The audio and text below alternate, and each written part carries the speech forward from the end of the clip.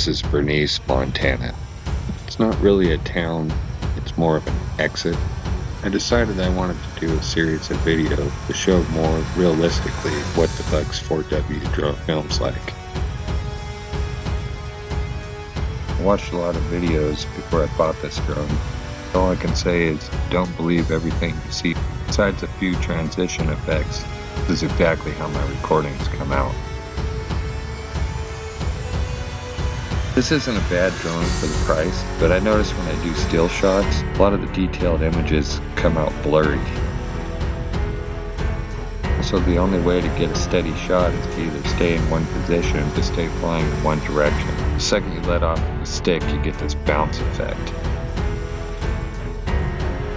It's hard to tell from the video, but the wind was pretty strong out.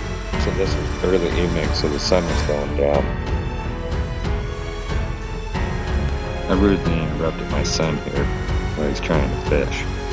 Just when you think you got a perfect shot, you end up with this shaking and bouncing. It drives me nuts.